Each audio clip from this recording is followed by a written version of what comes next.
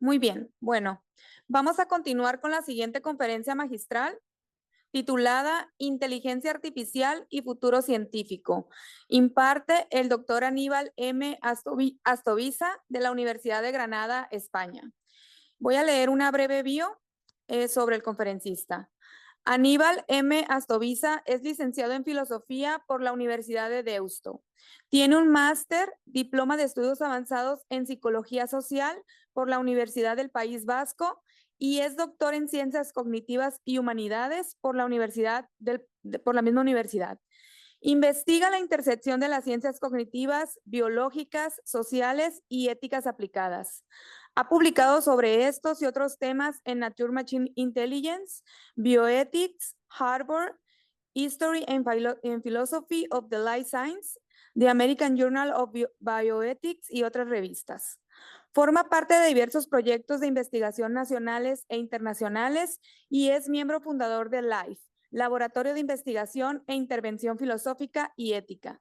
Démosle la bienvenida al doctor Aníbal M. Astoviza. Hola, buenos días. Bueno, pues muchas gracias por la presentación. Muchas gracias a todos los asistentes, a José Antonio García Macías por la amable invitación, a Edgar Chávez por su confianza en mí durante todos estos años, a la red JSD, Jedi SD, por la organización de este encuentro, este espacio para poder pues, intercambiar ideas y argumentos en torno a cómo la tecnología pues, impacta en nuestras sociedades. Sobre todo, en este caso concreto, pues la inteligencia artificial.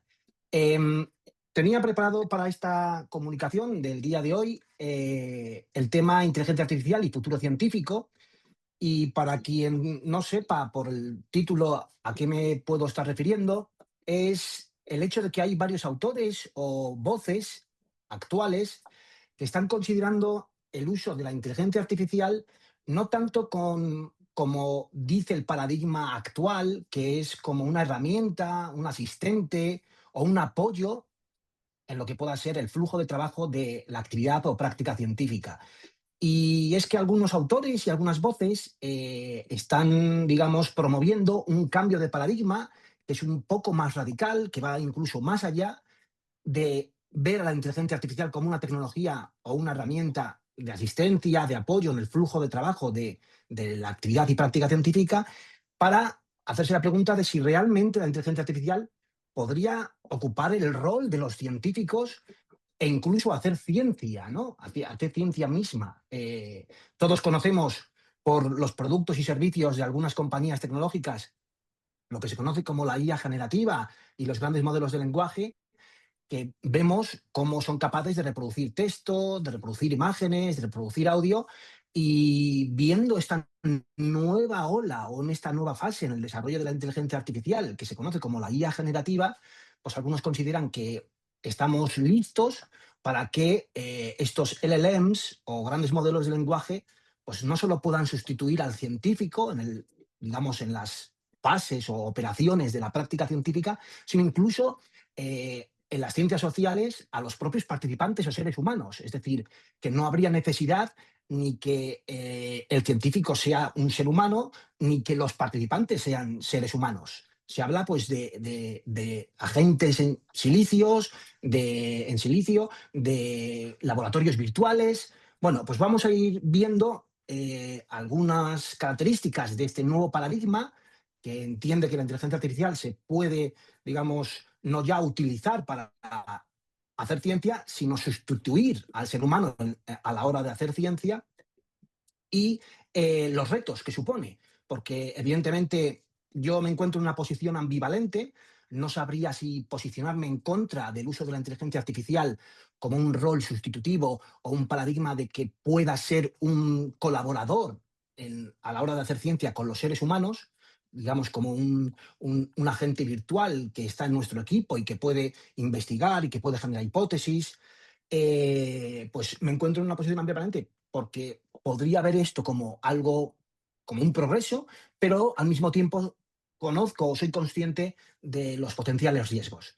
Eh, para quien, digamos, pues no vaya a aguantar el tiempo que vamos a dedicar a esta comunicación, voy a hacer spoiler de mi propia presentación y comunicación, pues voy a presentar un resumen de los principales puntos que vamos a tratar en el día de hoy. Bueno, pues la teoría no desaparece, se redistribuye. Veremos a qué se refiere esta afirmación. La automatización acelera, pero introduce sesgos y, por tanto, puede haber crisis de reproducibilidad. Reproducibilidad es la capacidad de, con los mismos datos, con los mismos métodos, obtener el mismo resultado en un estudio, en una investigación, que se diferencia de lo que es la replicabilidad, ¿no? Y luego también otro punto que será el resumen de esta comunicación es que los seres humanos, nosotros, pues evolucionamos o podemos evolucionar si nos dedicamos a la investigación y a la actividad y práctica de la ciencia, evolucionamos hacia ser una especie de curador epistémico o director estratégico en el momento en el que podemos desarrollar una IA agéntica, agentes de inteligencia artificial que, digamos, actúen de manera autónoma, sin supervisión, en determinadas fases del flujo de trabajo del quehacer científico. Comentaba el profesor Antonio Dieguez en la charla anterior de que en determinados sectores, como por ejemplo el derecho, pues se puede prescindir de determinados puestos de trabajo porque lo podría hacer un agente, ¿no? Un agente de IA, en este caso un gran modelo de lenguaje, que es capaz de hacerte un resumen, un barrido de una gran cantidad de datos, de lo que puedan ser la jurisprudencia o las sentencias, y en ese sentido, pues, el científico podría tomar ese rol de dirigir a esta cohorte o a este ejército de IAs agentes que pueden hacer distintas tareas específicas dentro de lo que es el flujo de trabajo el quehacer y la práctica científica. Pero no debemos olvidar los riesgos, y uno de ellos es las ilusiones del entendimiento que amenazan a la comprensión genuina. Esto es una expresión que está, digamos, se utiliza por una psicóloga de la Universidad de Princeton, Molly Crockett, y una antropóloga de la Universidad de Yale, Lisa Messeri, que recientemente han publicado un artículo sobre las ilusiones del entendimiento y de cómo, pues, la automatización de la ciencia o el uso de la inteligencia artificial en la ciencia, pues puede crear, pues, el hecho de ilusiones del entendimiento. Y todos más o menos podemos, con este tipo de productos y servicios comerciales, ver cómo, por ejemplo, voy a hacer publicidad, pero ChatGPT, pues le puedes introducir un prompt, una especie de pregunta o de cuestión que le introduces en su interfaz y tú creer que lo que te devuelve es correcto, veraz, cuando sabemos que en muchas ocasiones pues confabulan, es decir, ofrecen información que no es verídica. Y luego también pues el uso de la inteligencia artificial, no ya como una herramienta de apoyo o de asistencia, sino como una herramienta que puede realizar la actividad y práctica científica e incluso convertirse en científico, pues uno de los riesgos es que se crean monoculturas y que reduce la diversidad epistémica. Y esto, el reducir la diversidad epistémica, la pluralidad de opiniones, el desacuerdo, pues sí que sabemos por la historia que tenemos del desarrollo de esta gran invención que es la ciencia, que junto con la democracia pues, podemos considerar como dos de las grandes invenciones que ha realizado la humanidad, el ser humano, pues con la reducción de las distintas opiniones, la pluralidad, el desacuerdo, pues sabemos que no avanza la ciencia. Y con el hecho de introducir inteligencia artificial o IA generativa, grandes modelos de lenguaje, que aparentemente son como una especie de cerebro colectivo que lo que hace es tener todo, albergar todo el conocimiento que la humanidad ha podido recopilar a lo largo de la historia del quehacer científico, pues no es tanto así. Y de hecho, Molly Crockett y Lisa Messeri utilizan un acrónimo, haciendo un guiño a un acrónimo previamente existente, que se conoce en la ciencia psicológica, que es WEIRD, que es raro y que sería la traducción en castellano como mundo occidental, educado, desarrollado y democrático, y hace relación o hace referencia este acrónimo al hecho de que muchos de los experimentos en psicología no son representativos de toda la diversidad que hay en la humanidad, sino que cogen habitualmente para hacer investigaciones pues, a estudiantes de determinadas universidades específicas, etcétera.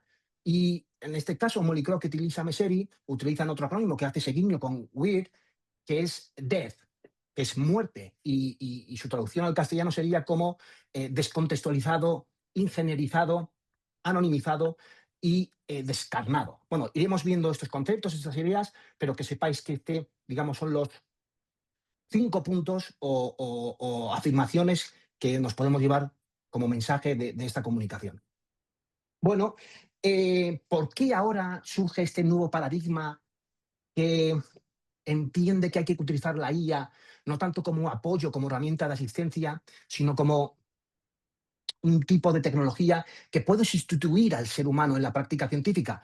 Bueno, pues que hay una crisis percibida en el descubrimiento científico, hay lo que algunos autores llaman la carga del conocimiento, las ideas nuevas son exponencialmente costosas. No sé ahora mismo decir el dato correcto, pero cada año se producen egresados en las distintas universidades del mundo en ciencias, en lo que podamos decir como las STEM, las disciplinas STEM, las de ciencia, ingeniería, tecnología y matemáticas, pues casi que podría rondar miles de egresados en todo el mundo en estas ciencias, ¿no? Pero las ideas, las grandes ideas que son transformadoras, que podrían hacernos entender mejor el universo, pues cómo funciona la realidad, pues por mucha cantidad de egresados y de científicos que deciden que su carrera profesional es la investigación, pues no conseguimos llegar a ese descubrimiento de ideas transformadoras, ¿no? Es como si hubiéramos cogido las frutas cercanas, de las ramas cercanas a la distancia que hay de nuestro brazo o de nuestra mano, ¿no? Y las frutas, digamos, más interesantes, las que están en la copa de los árboles, las que realmente nos ofrecerían una visión, una perspectiva y un conocimiento mucho más profundo de la realidad, del universo, etcétera, pues no alcanzamos.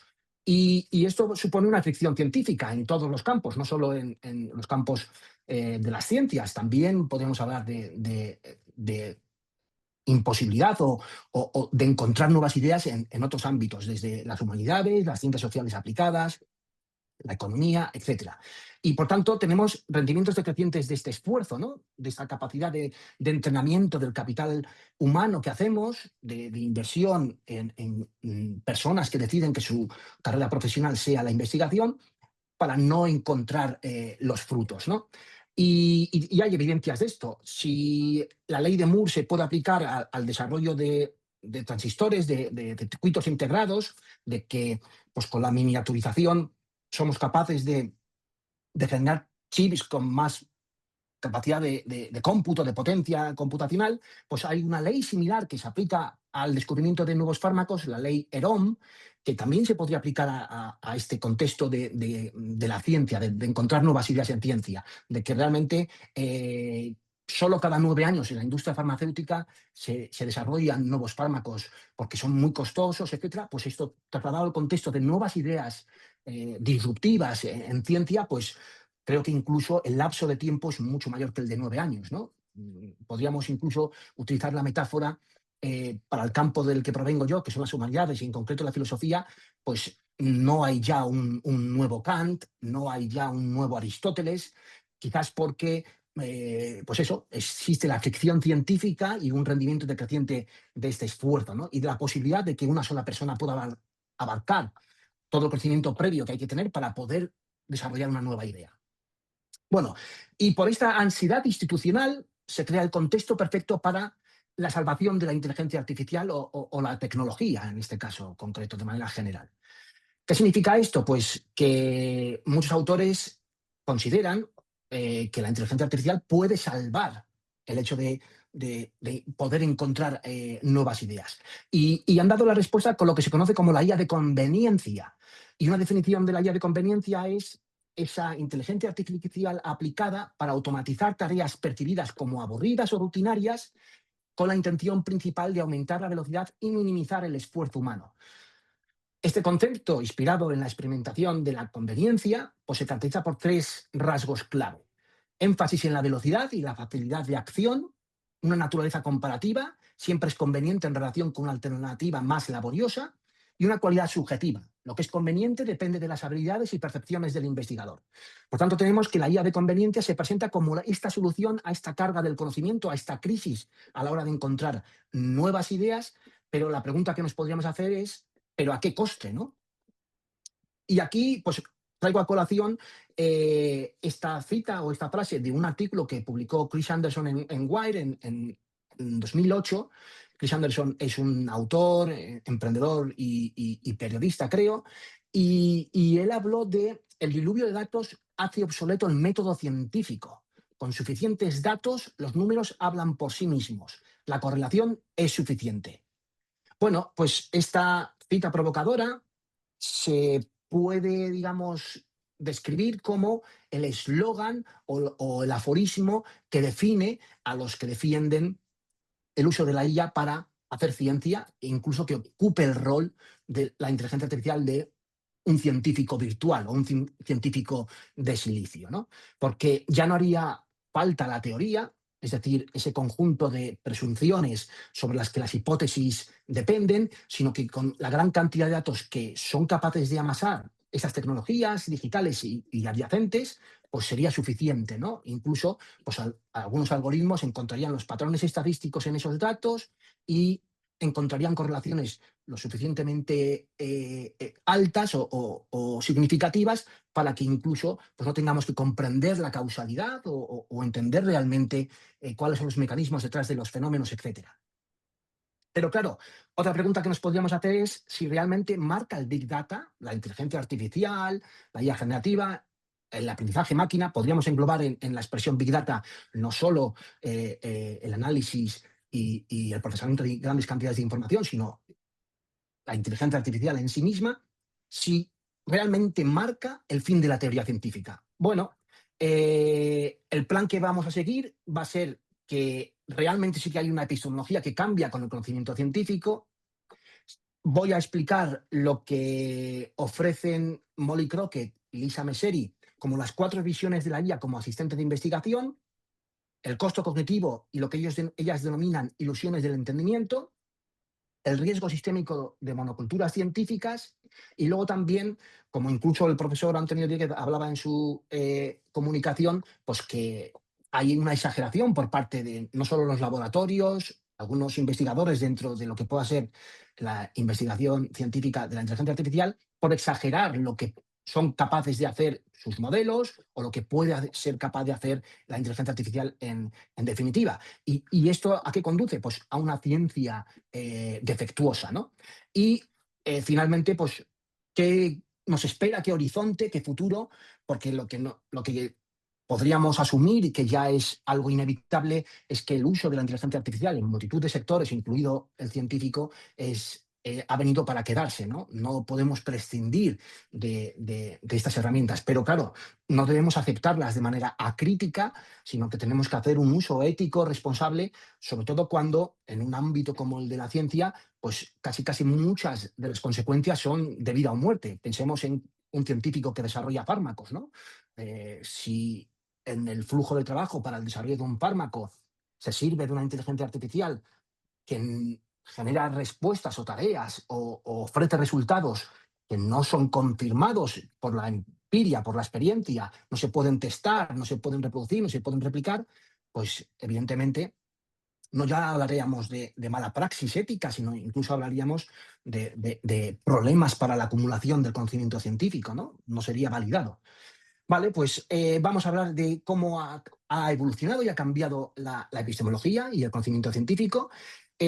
Aquí traemos a colación el trabajo de Sabina Leonelli, que es una filósofa de la ciencia, especializada también en la ciencia de datos, en la ética de los datos, etcétera, y cómo habla de que hay que desmitificar el hecho de que son los datos. Los datos es un accidente, digamos, desafortunado de la historia que hayamos utilizado la expresión dato y no capta, porque dato, como viene de la etimología de latín, es lo que está dado, lo que es positivamente está ahí, ¿no? Pero claro, los datos sirven siempre un interés específico por parte del investigador, que analiza en un marco específico, conceptualiza, utiliza determinadas metodologías para recoger potencial, entre comillas, dato, etcétera.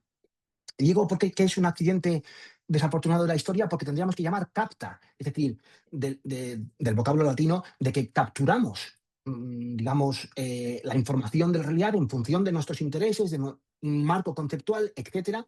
Y entonces Avinal Leonelli considera que el dato bruto no existe. Siempre son datos relacionales, que son construidos, que no son dados, de ahí que desmitifique el hecho de que dato es lo que está dado positivamente existente, pero eso no es la noción de dato que tenemos en la ciencia o en otras actividades, sino que es capta, ¿no? Algo que capturamos en función de un marco conceptual específico. Y luego también habla de cómo los datos tienen un viaje, ¿no? O sea, que muchos datos son reutilizables, muchos datos son reconstruidos, son recontextualizados, y luego también el científico elige qué datos le interesan para un determinado propósito o no. Y describe pues una especie de viaje desde un contexto original, desde la descontextualización, ese viaje curación y de nuevo la recontextualización en función de el dato, para qué propósito o en qué contexto lo voy a utilizar. Y luego también, por desmitificar la idea de dato, otra filósofa de la ciencia de la Universidad de Edimburgo y también está especializada en inteligencia artificial, Emily Sullivan, pues habla de lo que ella entiende por no ya la opacidad, es decir, que los mecanismos internos de un algoritmo de aprendizaje máquina sea opaco y ni los propios desarrolladores, ingenieros o matemáticos que están detrás del desarrollo de ese modelo conocen cómo opera realmente. Eso no es el problema o lo que Emily Sullivan considera que es lo más relevante, sino la falta de evidencia que conecta este modelo con el fenómeno o el objeto de estudio o de investigación.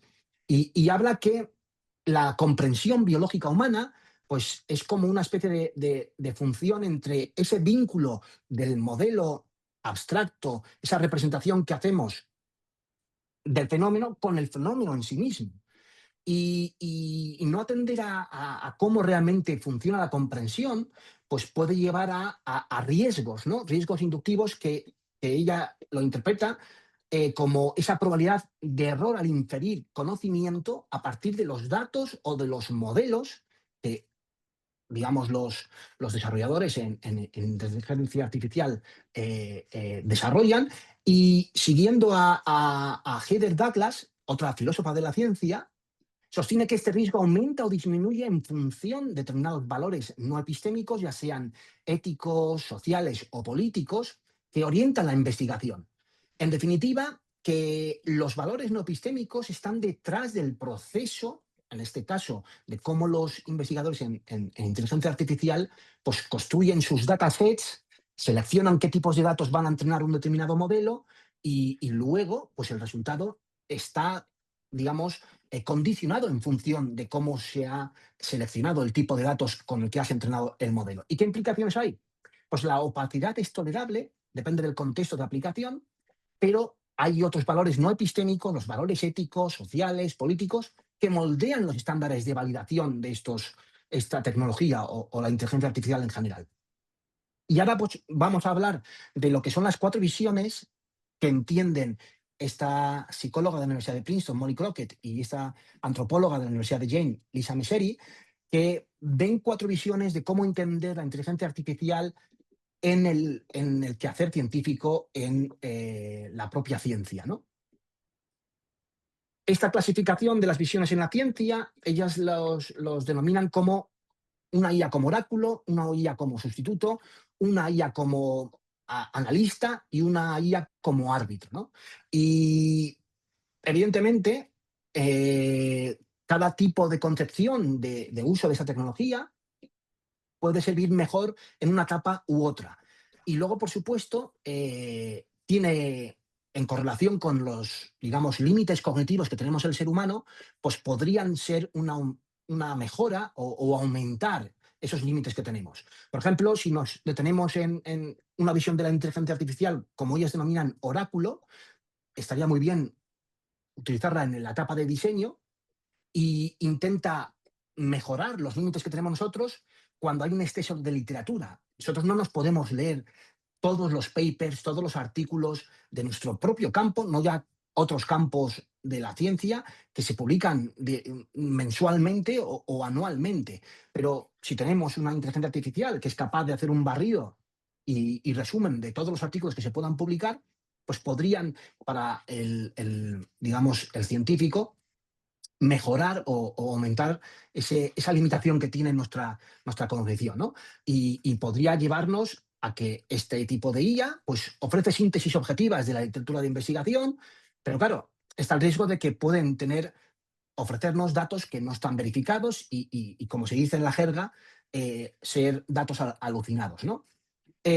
También podemos ver a la inteligencia artificial como un sustituto y sería su despliegue en la etapa de la generación de los datos y el límite humano estaría en el que muchas veces para hacer investigaciones o estudios pues necesitamos participantes y para contactar a esos participantes que vayan a contestar tu estudio pues requiere un coste, ¿no? Conocemos todos muchas plataformas como Prolific, Mechanical Turk, que lo que hacen es conectar a los investigadores con personas que son capaces de realizar esa tarea mediante un pago económico, ¿no?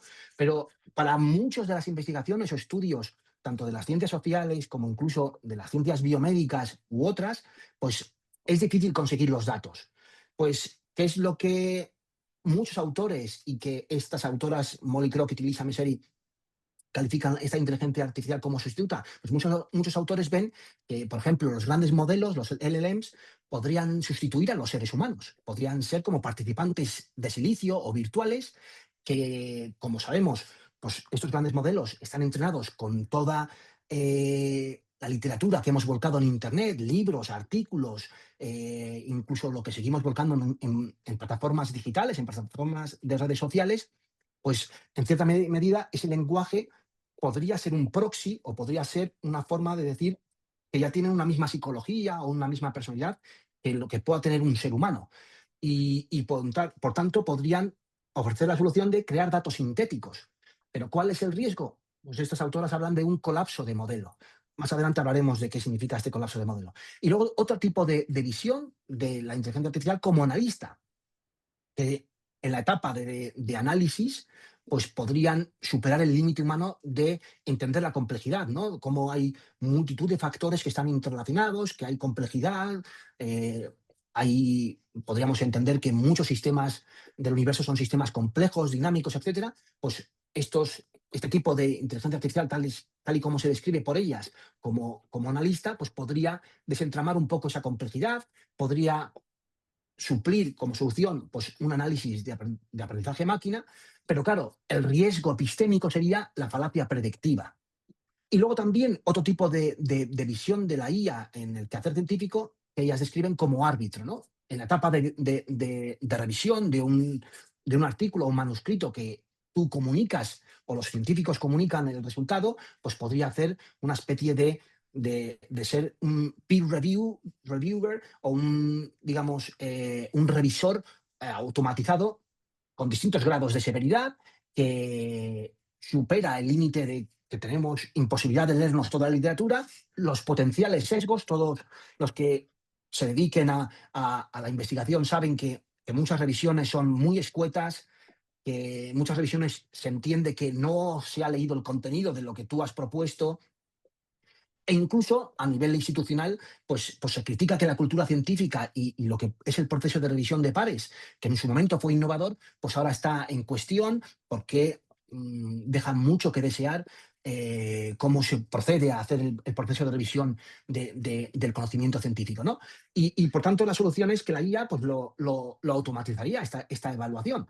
Pero claro, ¿cómo se automatizan los sesgos? Pero tanto los sesgos negativos como positivos, ¿no? Porque si muchos que se dedican a la investigación, ahora mismo ellos pues no hacen uso, digamos, deshonesto o un uso que pueda implicar una falta o una violación en la ética de la investigación de los grandes modelos de lenguaje, pues y escriben manualmente un manuscrito en el que ellos vuelcan en una narrativa lo que han descubierto, pero cuando envían a la revista es una máquina la que le va a evaluar, y realmente evalúa en función por lo que ha sido entrenado y no ha sido entrenado por nuevos descubrimientos o por ser innovador, etcétera, pues puede rechazar pues, la próxima vacuna contra el cáncer, ¿no? Y en ese sentido, pues tenemos estos riesgos, ¿no? Y el riesgo crítico es que estas visiones forman un ecosistema que se autorrefuerza y que puede crear un bloqueo sistémico de lo que es el quehacer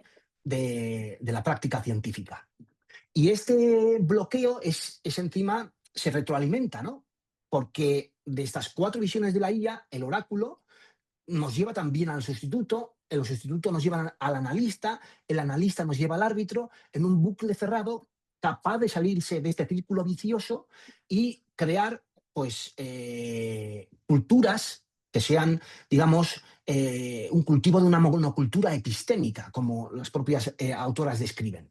Bueno, en esta segunda parte, pues vamos a hablar del coste cognitivo que tiene este uso de la IA en el quehacer y la práctica científica, que es lo que ellas hablan como las ilusiones del entendimiento. Porque, claro, hay una confianza epistémica a la hora de externalizar el trabajo científico en la máquina, ¿no?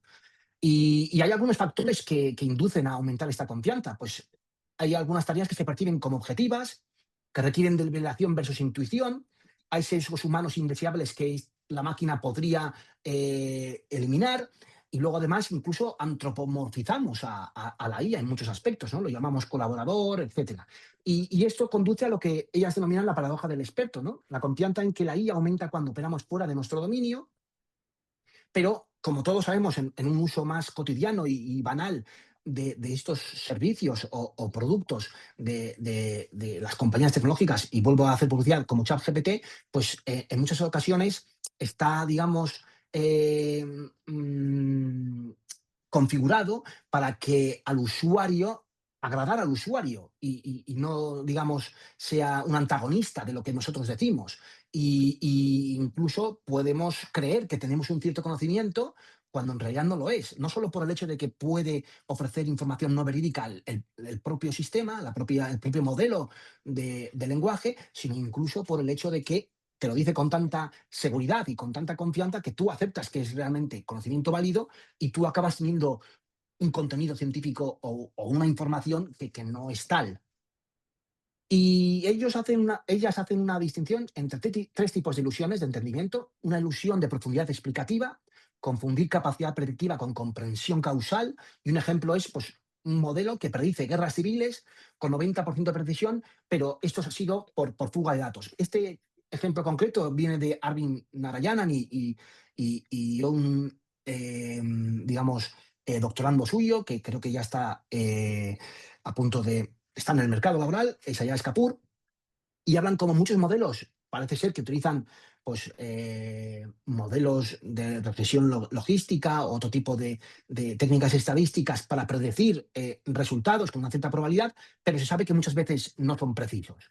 Otra ilusión es la ilusión de amplitud exploratoria, creer que exploramos todo cuando solo vemos lo computacionalmente manejable.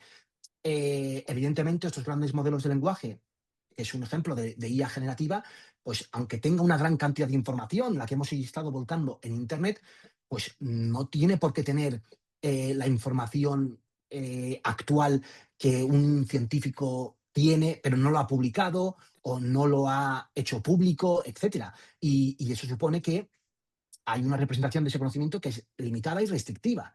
Evidentemente, sí que albergan mucho más conocimiento que pueda tener yo o incluso muchos de ustedes, pero sí que es cierto que igual un nuevo descubrimiento de un nuevo científico, pues que no esté publicitado, que no esté publicado, pues no lo tiene y entonces pues ofrece información no precisa e incorrecta. Y otro tipo es la ilusión de objetividad, creer que la IA opera desde una perspectiva desde ninguna parte. Como comentábamos con digamos, la descripción de Sabina Leonel y Emily Sullivan, el viaje de los datos y luego la incidencia del error a la hora de comprender las cosas, pues evidentemente en el desarrollo de estos modelos de lenguaje o de otro tipo de algoritmos o de la tecnología de la inteligencia artificial, pues no es estrictamente objetiva, ¿no? Depende de una serie de valores que integran los equipos de desarrollo de esos modelos, de unas necesidades, de unos intereses, muchas veces económicos, y que realmente pues, hacen que la objetividad de manera estricta no exista. Claro, teniendo todo este tipo de ilusiones de entendimiento, conociendo cómo pueda ser el desarrollo de lo que pueda ser el despliegue de una determinada tecnología, en este caso de la inteligencia artificial, y su potencial uso para hacer ciencia, pues tenemos que hay un coste oculto de la conveniencia, ¿no? Esa IA de conveniencia que veíamos que puede, pues, automatizar algunos procesos que sean rutinarios, más, digamos, prescindibles frente a lo que pueda ser, pues, una investigación que pueda hacer un equipo humano, ¿no? Bueno, pues esta adopción acrítica de estas herramientas, pues motivada por la facilidad que te pueden, digamos, inducir, pues reduce la profundidad y frecuencia del escrutinio crítico, ¿no? Esa reflexión que todavía, pues el ser humano todavía, digamos, es excepcionalmente único, ¿no? Para tenerla. Y por tanto se genera una complacencia con estas herramientas que puede debilitar los fundamentos de las evidencias que son la base de la ciencia, ¿no? Y se puede priorizar la eficiencia sobre la robustez epistémica, ¿no? Claro, es cierto que con el uso de este tipo de tecnología se acelera aparentemente el conocimiento o la acumulación de datos, ¿no? Pero tienen robustez epistémica. Quizás estemos seleccionando mala ciencia, como hablaban algunos antropólogos y expertos en estadística como Richard McReal y otros, ¿no? De que quizás estamos seleccionando pues, en mala ciencia, no solo por lo que pueda ser la cultura institucional y la cultura científica, sino incluso por el hecho de introducir este tipo de herramientas o tecnologías como la inteligencia artificial. Y luego está la paradoja de la atrofia, ¿no? De la atrofia de nuestras propias capacidades, porque si automatizamos aquellas tareas que, aunque nos parezcan rutinarias, como la recogida de datos o la revisión bibliográfica, pues esto puede llevar a la pérdida de habilidades críticas que son necesarias para los investigadores. En alguna pregunta que se le hacía al profesor Antonio Dieguez, pues se hablaba de qué impacto puede tener la inteligencia artificial y en la respuesta del profesor Antonio Dieguez hablaba de que en el sector educativo pues hay que tener ya, extremar las precauciones de que no se le puede, digamos, asignar un trabajo escrito a un estudiante, ¿no? Porque puede hacer uso de la IA, ¿no? Bueno, pues hay otro tipo de tareas que podría hacer la IA y que no tienen por qué ser consideradas nucleares del quehacer científico, pero si no enseñamos a las nuevas generaciones a hacerlo, pues se pueden perder, ¿no? Yo creo que la IA es bastante útil, pero debemos saber que cuando estamos en un entorno de aprendizaje, pues mejor no utilizarla para ciertas cosas, ¿no? Y por ello, pues podemos perder el contacto con los datos, con el contexto, lo que nos hace menos capaces de detectar errores o sesgos en los resultados de la inteligencia artificial. Y ahora, otro riesgo sistémico, no ya tanto a nivel individual, sino a nivel más institucional, pues es un riesgo que es el que provoca que ahí pues, se cultivan monoculturas, ¿no? Si la IA de conveniencia con los distintos tipos de inteligencia artificial y luego los distintos tipos de ilusiones del entendimiento, pues convergen, pues es el motor para generar monoculturas. La promoción de la inteligencia artificial en torno a temas de conveniencia y facilidad, pues puede socavar la consideración reflexiva y rigurosa de cuáles son sus verdaderas implicaciones. Y esta IA de conveniencia, pues fomenta este tipo de monoculturas de dos maneras principales que son monoculturas del saber, al favorecer métodos que son computacionalmente eficientes, pero que imaginan enfoques alternativos, como puedan ser pues, en los métodos cualitativos, solidificando las asunciones teóricas de los modelos dominantes. Pues evidentemente sí que es cierto que hay métodos cuantitativos que son válidos para ciertos propósitos, pero no excluye el uso de métodos cualitativos, de métodos sobre la experiencia vivida, las entrevistas en profundidad a una determinada persona, estoy hablando igual de un contexto más de ciencias sociales, etcétera, pues que son igual de válidos y que pueden ofrecer un enriquecimiento y enfoques alternativos que quizás con digamos, la tiranía de la métrica, la tiranía de la objetividad de la matemática, de la estadística y que todo se engloba en lo que pueda ser la inteligencia artificial, pues estamos desmereciendo, ¿no? Cuando en realidad muchas veces, pues la matemática, la estadística también se puede emplear para ir en contra de la verdad, ¿no? Y luego otra monocultura, que es la de los conocedores. Se priorizan las perspectivas de quienes desarrollan estas herramientas, principalmente el norte global, y se desatiende las necesidades y las preocupaciones del sur global, ¿no? Se hablaba en las palabras de introducción a este coloquio, pues el hecho de que los incentivos de este tipo de compañías, pues es económico, ¿no? Y muchas veces, pues para generar sociedades cohesionadas, sociedades que atiendan el bienestar de sus ciudadanos, pues la economía pues no lo es todo, ¿no? La solidaridad, el hecho de tener una comunidad cohesionada, etcétera, pues son otro tipo de valores que filósofos políticos nos dirían que son incluso más necesarios para que las sociedades sean resilientes, ¿no? Y claro, eso lleva a una centralización del poder que reduce la diversidad y los puntos de vista en la ciencia que decíamos que son verdaderamente la esencia de la actividad científica. Si nos centramos en las monoculturas del saber, bueno, pues está la tiranía de lo cuantificable, ¿no? La IA transforma todo en cuantificación, margina enfoques cualitativos, reduce la diversidad. Y esto pues lleva al colapso del modelo, ¿no? Cuando la IA entrena solo con resultados de otras IAs que solo recogen este tipo de información, pues es un ecosistema autorreferencial, amplía sesgos y se olvida de la complejidad real. Si nos centramos en las monoculturas de conocedores, pues tenemos que la diversidad, tanto cognitiva como demográfica, pues no solo es equidad social, es una necesidad epistémica, ¿no?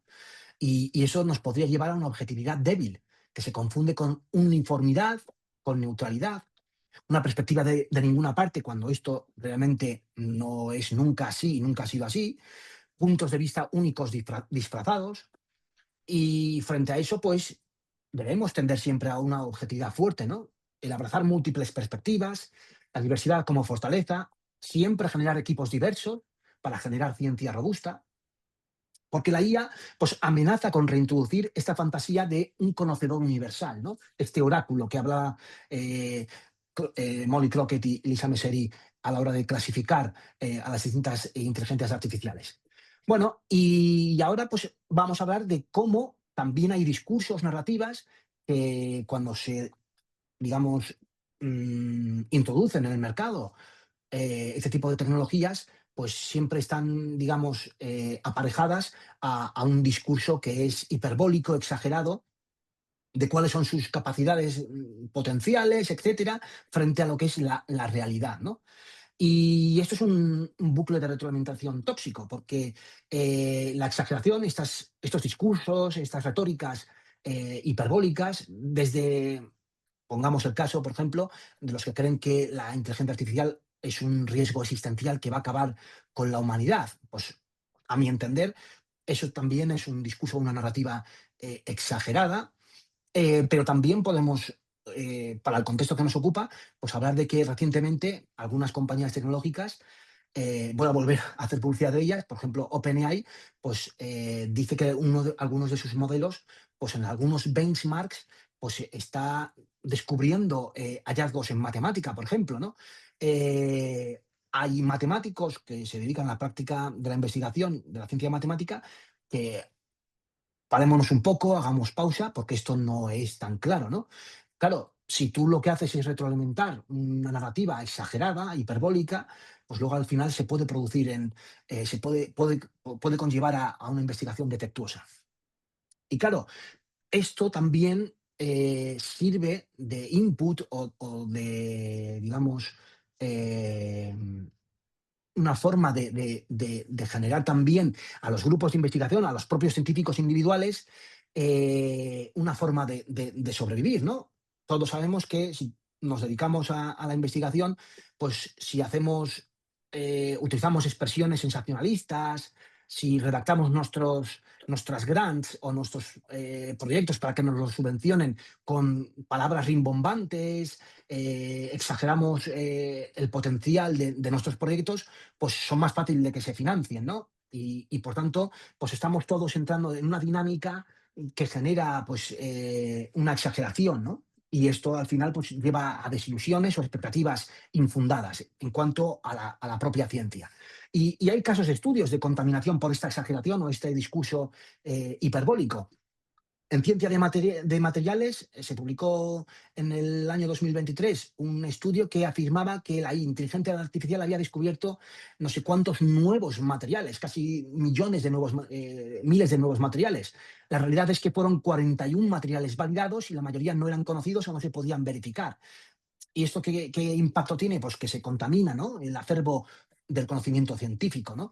Y luego también en ciencia política, pues lo mencionábamos anteriormente, pues la afirmación de que la IA y determinados modelos predictivos analíticos pues pueden predecir las guerras civiles con un 90% de precisión, cuando la realidad es que esto no era así y que, por tanto, pues la lección es que resultados imposibles son ignorados por exageración. Y claro, nos encontramos entonces en un punto digamos, de tomar una decisión u otra, ¿no? En un callejón sin salida, ¿no? Frente a la automatización, porque claro, están las capacidades reales de los agentes de inteligencia artificial frente a lo que son los discursos exagerados y sensacionalistas. Pues sí que es cierto que pueden acortar determinadas tareas del flujo de trabajo de un científico, de un investigador, pero todavía el ser humano, pues en tareas largas duplica a la inteligencia artificial. Aunque tengamos nuestras limitaciones de que tengamos que ir a comer o tengamos que ir a dormir o tengamos que ir a hacer nuestras necesidades al servicio y una IA enchufada a la corriente eléctrica pues pueda estar operando y trabajando, pues sabemos que muchos modelos que utilizan este tipo de algoritmos, de transformadores o que tienen cadena de chain of thought, cadena de pensamiento, etcétera, pues en tareas que son persistentes en el tiempo, pues no ofrecen el resultado que uno espera, ¿no? Y por tanto, la reproducibilidad es un problema no resuelto. La pregunta clave es, ¿puede la IA hacer X? Vale, pues puede, pero ¿cuál es el coste de que la IA haga X con un 99% de fiabilidad versus los nuevos científicos o las nuevas generaciones de investigadores, ¿no? Esta es la pregunta que realmente tendríamos que hacernos. Y luego está el hecho de que la IA sirve como una especie de espejo, ¿no? De espejo de cómo es la cultura científica que actualmente hemos desarrollado los seres humanos, que también tiene sus sesgos, sus vicios, pero que la IA pues, puede amplificar, ¿no?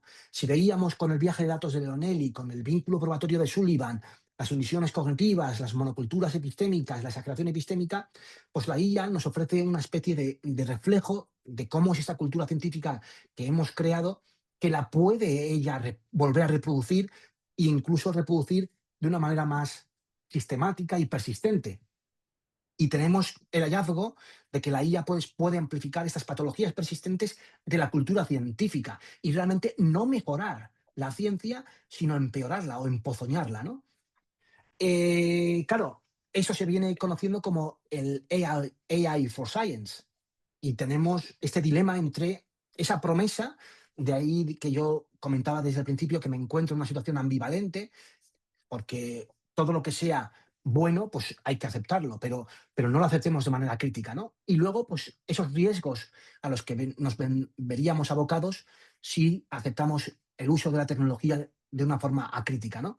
Pero claro, puede haber un punto intermedio, ¿no? Ya decía Aristóteles que en el medio está la virtud, ¿no? Pues una y una para la ciencia que une experiencia en IA y dominios de aplicación, ¿no? Algunas promesas pues son esa simulación híbrida, esa inferencia causal mejorada, ese conocimiento estructurado, una mayor aceleración del descubrimiento. Veíamos que hay un retorno decreciente de nuevas ideas a pesar de la gran cantidad de nuevos investigadores que se suman a la carrera investigadora, pero los peligros, pues volvemos a recalcar, son las ilusiones de entendimiento, los distintos tipos de monoculturas, esa exageración, la amplificación de los sesgos y luego lo que es más grave, pues, esa crisis de reproducibilidad. ¿A qué nos lleva esto? Bueno, pues que sí que es cierto que puede entenderse como una evolución, pero si vemos los aspectos negativos como una involución o un retroceso, ¿no? A lo largo de la historia de la ciencia, pues teníamos distintos paradigmas, el paradigma empírico, el teórico. En las últimas décadas hemos visto el computacional, ¿no? Pues que su fortaleza era la escala, pero la debilidad era la simplificación. Ahora estamos viviendo en un nuevo paradigma que es el data intensivo, que utiliza pues, las distintas técnicas del aprendizaje máquina, el big data, y que su fortaleza es la velocidad, pero su debilidad es la comprensión. Y entonces la pregunta crítica que debemos hacernos es, ¿el progreso en la ciencia es por producir más pero entender menos? Bueno, pues aquí habría debate, ¿no? Habría posibilidades de ofrecer una visión y otra. Hay aplicaciones revolucionarias, eso está claro. Algunos éxitos son, por ejemplo, AlphaFold, que esto mereció el premio Nobel en 2024 para Demis Hassabis, John Jumper y David Baker, porque AlphaFold, este algoritmo, pues ganó el torneo de CAPS 14 a la hora de predecir pues, el pliegue de las estructuras moleculares de las proteínas, y esto es muy beneficioso para poder crear y descubrir nuevos fármacos. Luego también se ha utilizado para la detección de ondas gravitacionales, pero también está el lado, digamos, el reverso negativo, ¿no? Pues muchos de estos fármacos que aparentemente están siendo diseñados por IA, pues fallan luego en los ensayos clínicos aleatorizados. Hay un sesgo en algunos algoritmos que se utilizan en la salud o en la medicina, y muchos estudios, si se ha hablado durante las últimas décadas o años del sesgo de la reproducibilidad en psicología, de que muchos estudios en psicología no son replicables o reproducibles. No se habla tanto de que hay muchos estudios de aprendizaje máquina, de inteligencia artificial, de las ciencias de la computación, que no son replicables. Y eso pues tiene su sombra, ¿no? Y ahora, pues para concluir, pues voy a ver ese horizonte que nos ofrece el hecho de intentar introducir la inteligencia artificial en el flujo de trabajo de la ciencia, en el hecho de no utilizarlo como una mera herramienta de apoyo o asistencia, sino que pueda colaborar con el científico humano, ¿no? Bueno, de oráculo a herramienta, pues hay un cambio de mentalidad. La IA como oráculo, creo que hablaba ya el profesor Antonio Dieguez de que muchas de lo que se considera que puede ofrecer la inteligencia artificial en el contexto del transhumanismo, pues como el volcado de la mente, la longevidad, la eterna juventud, pues esto, el estado del arte de la ciencia, pues no estamos allí todavía. Y en el contexto de la IA para la actividad científica, pues no estamos en una IA como oráculo que nos ofrezca una respuesta para todas nuestras preguntas y que sea infalible y objetiva y que reemplace el juicio humano, o que sea una caja negra confiable, o que nos lleve la automatización total y crear laboratorios virtuales o agentes digitales científicos, ¿no?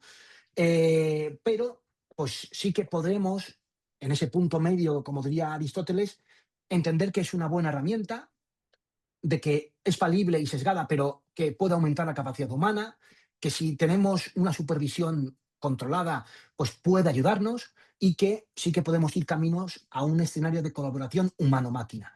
El principio clave es pues, mantener la experiencia humana y que valide ese trabajo de la IA, esa experiencia humana. Eh, Potenciales estrategias para mitigar estas monoculturas y las ilusiones del entendimiento que hablaban Molly Crockett y Lisa Messeri. Bueno, pues como creo que se puede aplicar en otros sectores de los asuntos humanos, es fomentar la diversidad. Esa diversidad cognitiva, demográfica, que trae múltiples perspectivas disciplinares, de conocimiento, etcétera, y resistir la inteligencia artificial como reemplazo de los colaboradores humanos, ¿no? Proteger esa diversidad metodológica, valorar enfoques cualitativos y no caer presos de la tiranía de lo cuantitativo, de la métrica, incentivar paradigmas no computacionales, y luego también, por supuesto, pues financiar otras formas de hacer ciencia, ¿no? Métodos alternativos.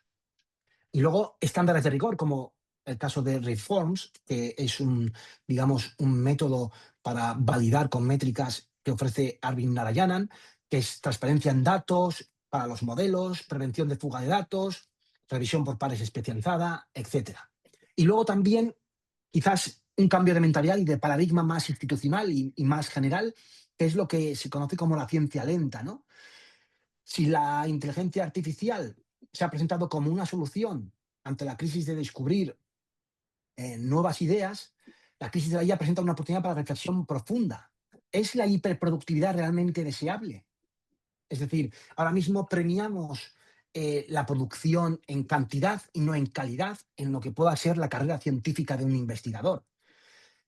Pero esta ciencia rápida, que solo se evalúa con métricas de publicación, cantidad sobre calidad, y que genera competencia feroz y de manera indirecta consecuencias graves como problemas de salud mental en los investigadores, porque muchos generan ansiedad y depresión porque tienen que estar siempre pues, en el laboratorio, en su lugar de trabajo, porque si no, no se ven realizados y que aparentemente lleva resultados incrementales, pues no son tales.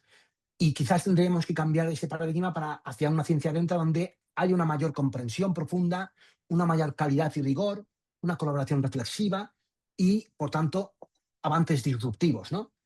Y como la IA siempre es un espejo que nos hace ver cómo está la cultura científica, nuestra actividad, pues esto nos obliga a confrontar algunas de estas patologías que hemos generado, que no las debe reproducir y amplificar la IA, sino que quizás tenemos que hacernos la pregunta de mejorar cómo hacemos la ciencia y luego introducir la máquina, ¿no? O la tecnología.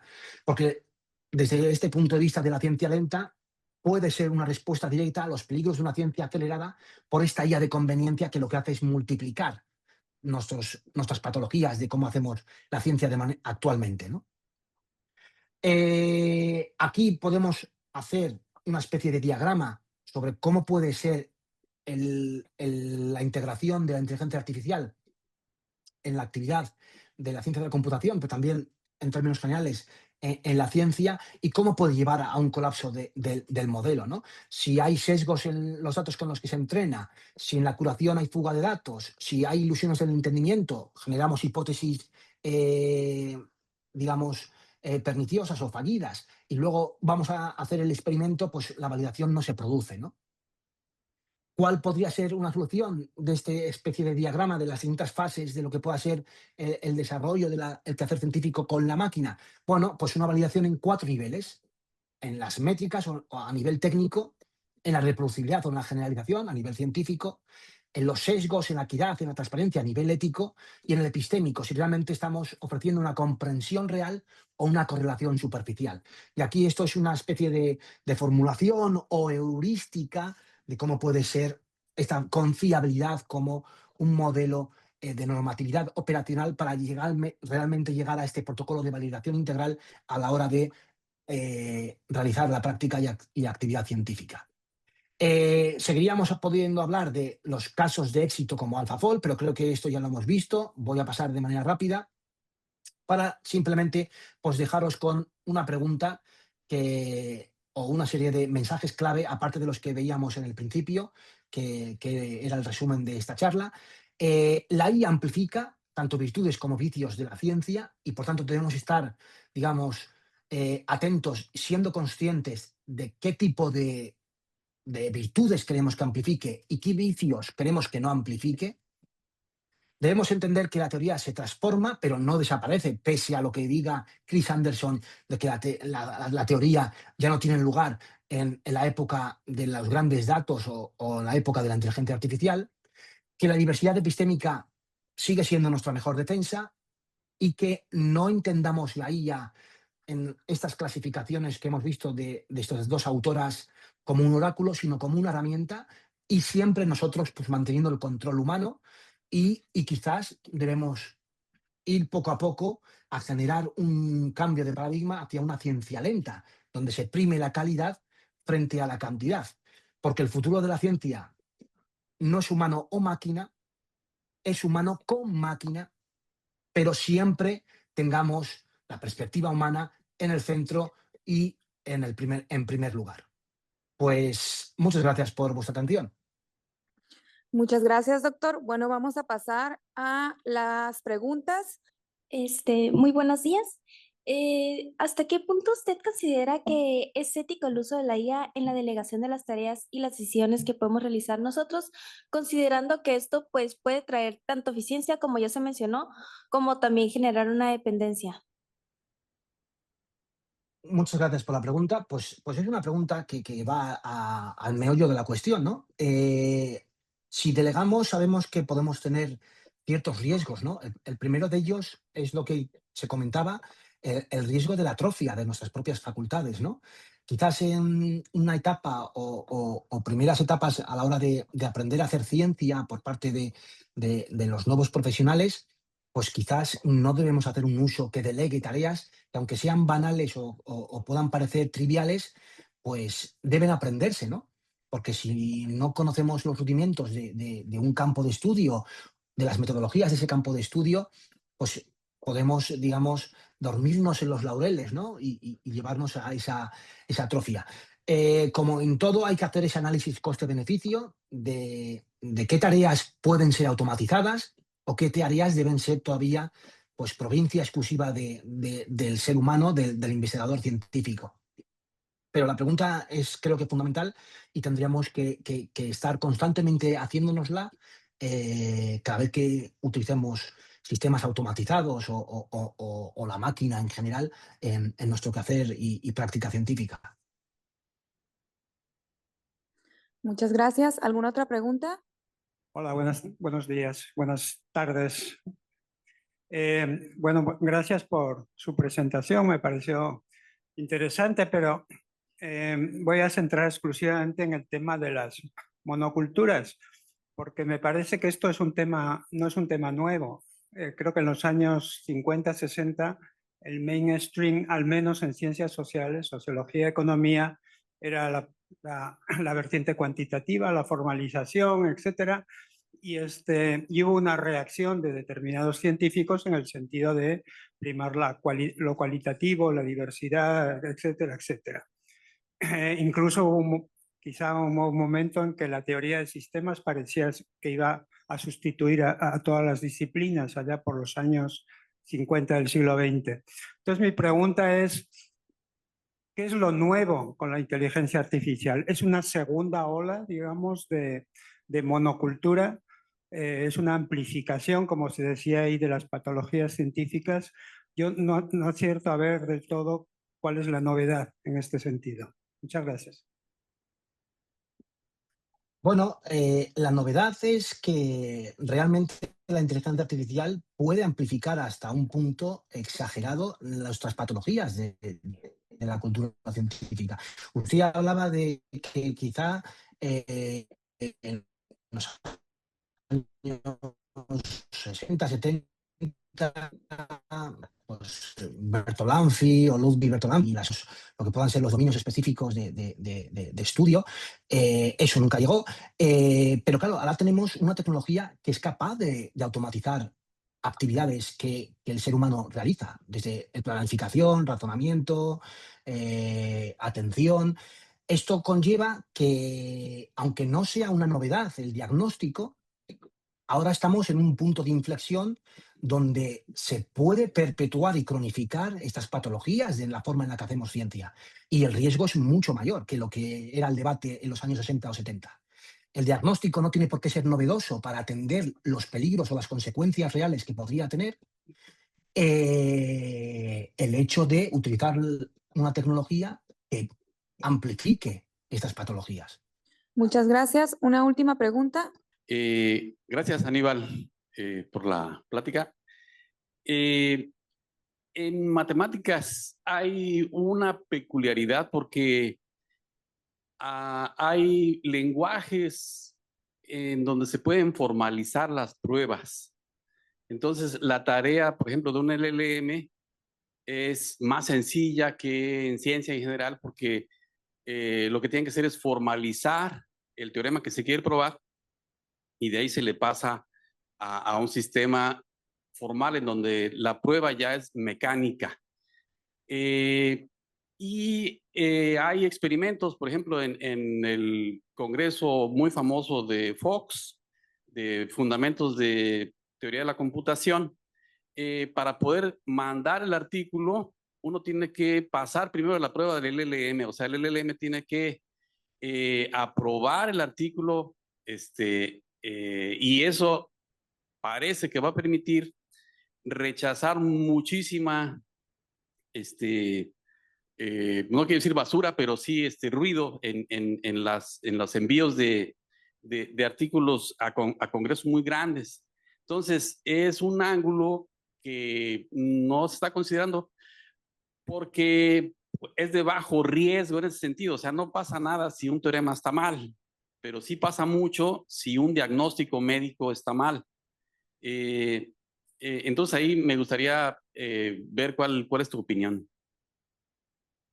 Gracias, Edgar. ¿Eres Edgar, no? Bueno, pues como decía al principio, estoy en una posición ambivalente. Sí que es cierto que en matemática, pues quizás se puede axiomatizar determinados teoremas y es más mecánico, y el uso de este tipo de IAs pues puede ofrecer pues probar teoremas, o puede ofrecer pues dilucidar si algo es incorrecto. En otras áreas quizás es más difícil, ¿no?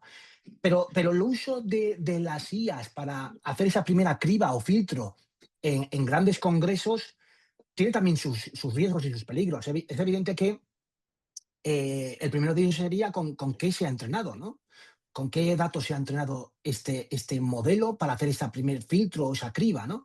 Porque si, por ejemplo, soy miembro de un equipo de investigación que presenta algo a uno de estos macro congresos y es algo que es disruptivo, que es totalmente novedoso y original y que no estaba previamente contemplado en la literatura, podrían, como he hecho así mención a un ejemplo así que puede ser reducción al absurdo, ¿no? Pero puede ser darse el caso, puede haber descubierto ese grupo de investigación la cura contra el cáncer, y como no está contemplado en los datos con que ha sido entrenado, el dataset con que ha sido entrenado esa especie de LLM que sirve de filtro a este macrocongreso, pues darnos resultado de que se genere esa monocultura, ¿no? de conocimiento, ¿no? De que solo se premie lo que pueda estar en una determinada estructura, en un lenguaje formulaico.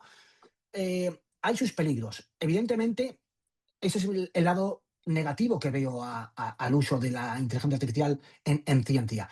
Luego, por supuesto, si me centro en el lado positivo, es que realmente pues tenemos una posibilidad de, como has comentado, de eliminar el ruido, ¿no? Porque sí que es cierto que hay pues, artículos o manuscritos que están presentados que no solo contemplan el formato del modelo del Congreso, sino incluso el propio contenido no es válido, y estos modelos o la IA o la tecnología en general pues puede descartar ese tipo de propuestas, ¿no? Pero, como hemos advertido con algunas de las ideas de Sabina Leonelli, Emily Sullivan, Molly Crockett, Lisa Messeneri, etcétera, pues riesgos para la cultura científica también los hay. Y en relación a lo que mencionas, es que ya incluso James Zhu, profesor de biología computacional de la Universidad de Stanford, ya creo que ha creado un congreso, una conferencia donde no hay seres humanos. Desde los revisores hasta los autores, hasta los participantes, eran todo IAs agénticas. Y no sé qué éxito o qué eco ha tenido este congreso que se ha realizado recientemente, pero en ese congreso no había presencia humana. O sea, desde los autores hasta los revisores, hasta los que luego dirimían si era válido el resultado, eran todo IAs agénticas. Y claro, podemos perder el hecho de que la ciencia es una actividad humana, en el sentido de que encontramos placer por descubrir cosas los seres humanos. Y si ya vamos a eliminar el hecho de reunirnos en ese seminario, en esa reunión del equipo, donde nos interpelamos los unos a los otros, pero todo esto se puede automatizar por IAs agénticas que tienen un conocimiento, etcétera, pues igual estamos abocándonos a un futuro demasiado distópico. Sí que estoy siendo provocador, pero pues si se ha dicho ya desde hace varios años que escribíamos papers que nadie los leía, ya es que es posible que se escriban papers por máquinas, que lean máquinas, y no haya un rol para el ser humano. No sé si queremos ese tipo de horizonte o posibilidad. Muy bien. Bueno, nos comentan que hay una pregunta de nuestros asistentes virtuales. De Colegio Cepetiet mencionan que fue excelente presentación, que demuestra que es un erudito del sector de IA, y preguntan qué debemos hacer para limitar el crecimiento aleatorio y sistemático de la IA, que por error en el uso de esta en la ciencia pudiera dañar al ser humano.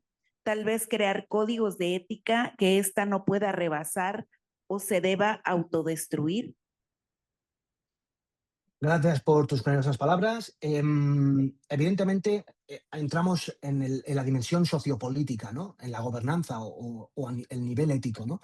En el nivel ético, evidentemente, comentaba en la anterior pregunta de que quizás una fórmula matemática no es una de las consecuencias o las decisiones que se puedan llevar de una fórmula matemática, dependiendo también en qué área de la matemática, pues no son cuestiones de vida o muerte como pueda ser en la medicina, ¿no? Pero sí que es cierto que tenemos que tener una perspectiva de gobernanza ética y responsable del uso de la inteligencia artificial en determinados sectores de la actividad científica, donde las consecuencias, pues, como en medicina, como en la ciencia del cambio climático, como inclusive en la justicia, el acceso al desarrollo, etcétera, pues pueden llevar a perjuicios o daños a las personas, ¿no? Y sé que el país que tenéis en la frontera norte, pues está desregulando en el campo de la inteligencia artificial a marchas aceleradas, pero creo que se equivocan, porque dejarlo todo al mercado, al sector privado, que se autorregulen con ese blanqueamiento ético, pues es un error porque imaginemos, por, por, por probabilidad, no plausibilidad, de que realmente se pueda crear una inteligencia artificial que pueda suponer un riesgo existencial para el ser humano. Pues si no tenemos unas líneas rojas, pues podemos, no sé, acabar en una situación de extinción. Muchas gracias, doctor. Bueno, me permito leer el siguiente reconocimiento. La red Jedi SD otorga el presente reconocimiento al doctor Aníbal M. Astoviza por su participación como ponente en la conferencia magistral Inteligencia Artificial y Futuro Científico, como parte de las actividades del segundo coloquio Tecnología y Sociedad. Firman los coordinadores, el doctor José Antonio García Macías y el doctor Diego Alfredo Pérez Rivas. Un aplauso, por favor. Muchas gracias a todos.